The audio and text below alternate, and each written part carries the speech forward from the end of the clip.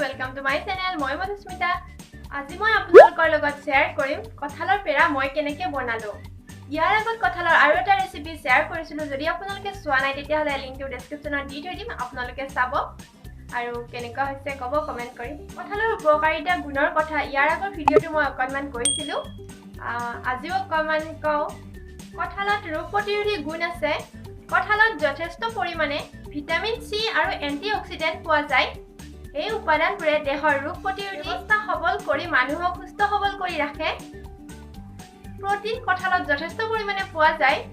কঁঠালৰ গুটি মচুৰ দাইলত দি খালেও উপকাৰ হয় কঁঠালত যথেষ্ট পৰিমাণে কাৰ্বহাইড্ৰেট আৰু কেলৰি থাকে হজম শক্তি উন্নত কৰে লগতে থাইৰয়ডৰ সমস্যা দূৰ কৰে কঁঠালত যথেষ্ট পৰিমাণে কপাৰ থাকে যিয়ে থাইৰয়ড গ্ৰন্থিক কৰ্মক্ষম কৰি তোলে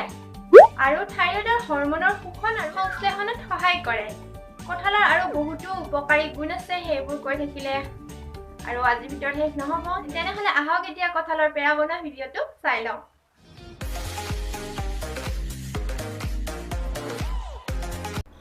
প্ৰথমতে কঁঠাল কেইকুমানৰ গুটি কেইটা উলিয়াই মিক্সি গ্ৰাইণ্ডাৰ এটা দি ভালদৰে ব্লেন্ড কৰি ললো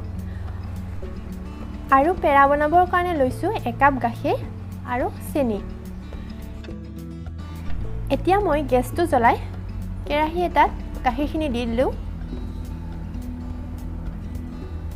গাখীৰখিনি উতলিবৰ কাৰণে এতিয়া ৰাখি দিম এয়া গাখীৰ উতলি আহিছে এতিয়া মই কঁঠালৰ ৰসখিনি ইয়াত দি দিছো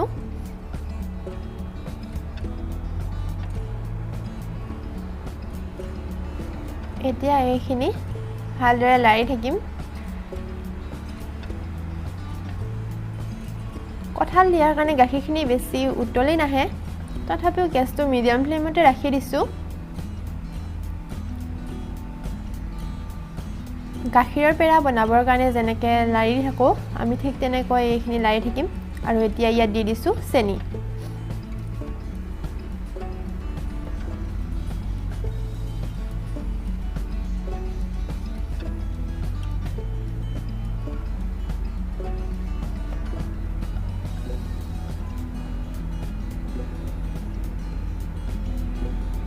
এতিয়া গোটেইখিনি চেনিয়ে দি দিলো ইয়াত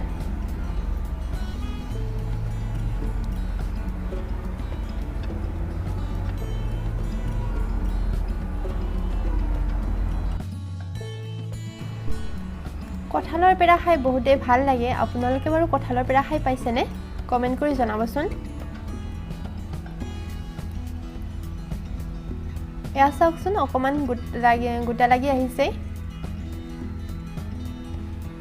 আমি গাখীৰৰ পেৰা বনালে যেনেকৈ লৰাই থাকো ঠিক তেনেকৈ কঁঠালৰ পেৰা বনালে লৰাই থাকিব লাগিব নহলে তলত লাগি যায়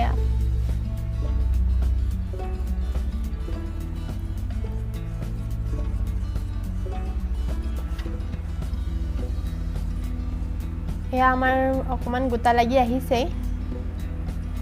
পেৰা বনালে এইটোৱে অকমান দিগদাৰ লাগে আৰু বহুত লৰাই থাকিব লাগে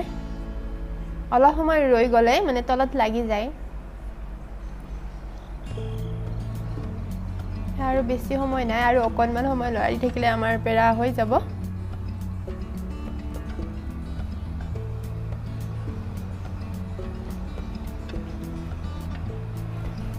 কঁঠালটো আমি খাওঁৱে ন সকলোৱে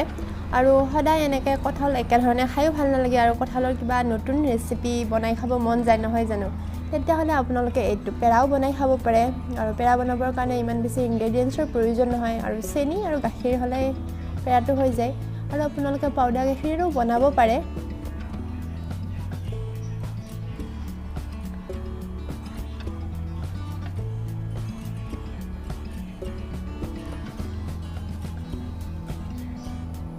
এয়া চাওকচোন আমাৰ হ'ব এতিয়া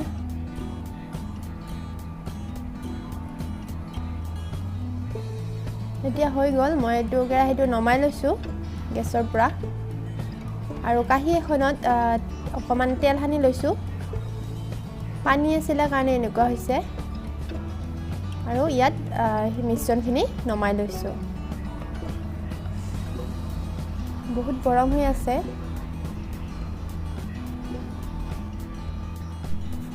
এতিয়া মই পেয়াৰ শেপ দিব চেষ্টা কৰিছো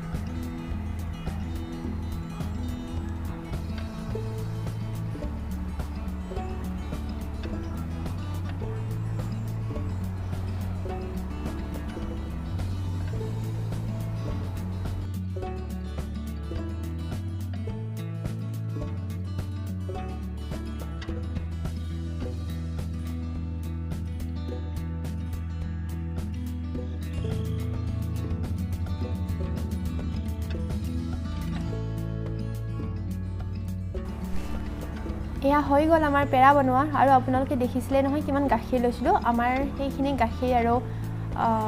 কঁঠালৰ ৰসত হৈছে পেৰা 20টা পেৰা হৈ গৈছে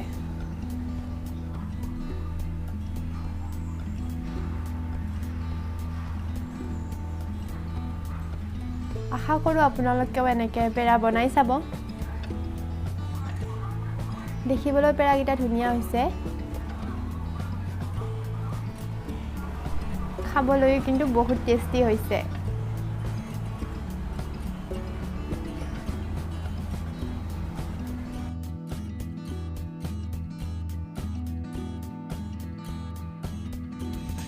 আশা কৰোঁ আপোনালোকে ভিডিঅ'টো চাই ভাল পালে আৰু কঁঠালৰ পেৰা এনেকৈ বনাই চাব যদি ভিডিঅ'টো চাই ভাল পালে তেতিয়াহ'লে লাইক কৰিব শ্বেয়াৰ কৰিব আপোনালোকৰ মতামত কমেণ্ট কৰি জনাব আৰু এই চেনেলটো যদি পোনপ্ৰথমবাৰৰ বাবে চাই আছে তেতিয়াহ'লে ছাবস্ক্ৰাইব কৰি অলপ প্ৰেছ কৰি আহিবলগীয়া নতুন ভিডিঅ'ৰ নটিফিকেশ্যন আপোনাৰ মোবাইলত সোনকালে যায় তেতিয়াহ'লে বাই বাই